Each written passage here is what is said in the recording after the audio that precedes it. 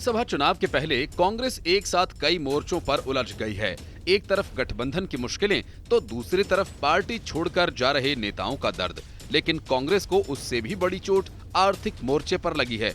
आयकर विभाग ने पहले से ही 500 करोड़ से अधिक की वसूली के लिए अपने कदम बढ़ा दिए हैं।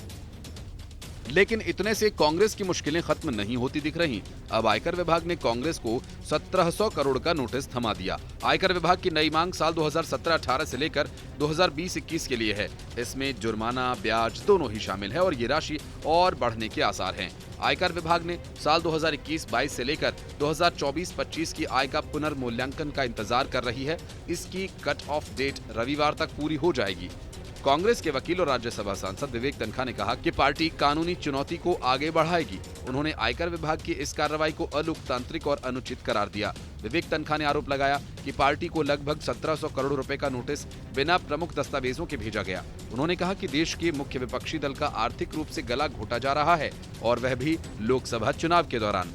इसके पहले दिल्ली हाई कोर्ट ने कांग्रेस की उन याचिकाओं को खारिज कर दिया जिसमें अधिकारियों द्वारा उनके खिलाफ 4 साल की अवधि के लिए पुनर्मूल्यांकन कार्यवाही शुरू किए जाने को चुनौती दी गई थी।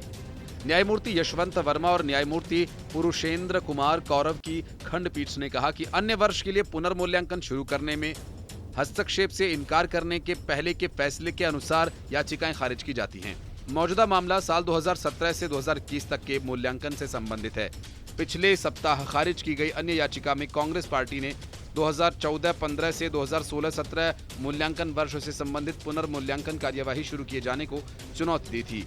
हाईकोर्ट ने 22 मार्च को उन दलीलों को खारिज करते हुए कहा था कि कर प्राधिकरण ने प्रथम दृष्टया पर्याप्त और ठोस सबूत एकत्र किए हैं जिनकी आगे की जांच की आवश्यकता है।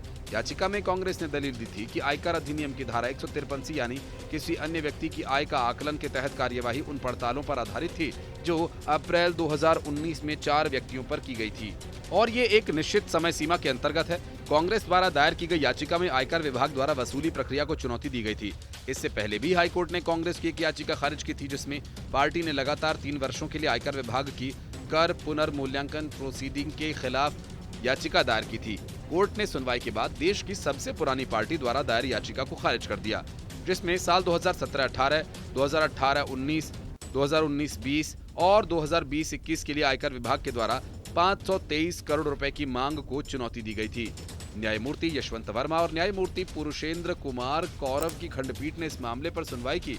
इनकम टैक्स डिपार्टमेंट ने लोकसभा चुनाव से महज 3 हफ्ते पहले कांग्रेस पार्टी से 523 करोड़ 87 लाख रुपए का टैक्स मांग लिया। इसके बाद कांग्रेस ने हाईकोर्ट का रुख किया। 25 मार्च को कोर्ट ने कांग्रेस द्वारा दायर 3 याचिकाओं को ये कहते हुए खारिज कर दिया था। कांग्रेस ने मूल्यांकन पूरा होने का समय समाप्त होने से कुछ दिन पहले अदालत का रुख करने का विकल्प चुना। कोर्ट ने कहा कि ऐसा प्रतीत होता है कि आयकर विभाग के अधिकारियों को इनकम टैक्स एक्ट के तहत कांग्रेस की आय की आगे की जांच के लिए पर्याप्त ठोस सबूत जुटाए हैं। कोर्ट ने 8 मार्च को आयकर अपीलीय न्यायाधिकरण द्वारा पारित आदेश को बरकरार रखा था। इस आदेश में साल 2018-19 के लिए 100 करोड़ रुपए से अधिक का बकाया टैक्स वसूली के लिए कांग्रेस को जारी नोटिस पर रोक लगाने से इनकार कर दिया गया था। इसके बाद कांग्रेस ने प्रेस कॉन्फ्रेंस कर कहा था कि उसके पास चुनाव लड़ने के लिए फंड नहीं है। राहुल गांधी ने तो यहां तक कह डाला कि पार्टी के पास रेलवे की टिकट खरीदने तक के पैसे नहीं बचे। लेकिन आयकर विभाग ने स्पष्ट कर दिया कि कांग्रेस के पास सैकड़ों खाते, हजारों करोड़ की संपत्ति है। Bureau report, news of India.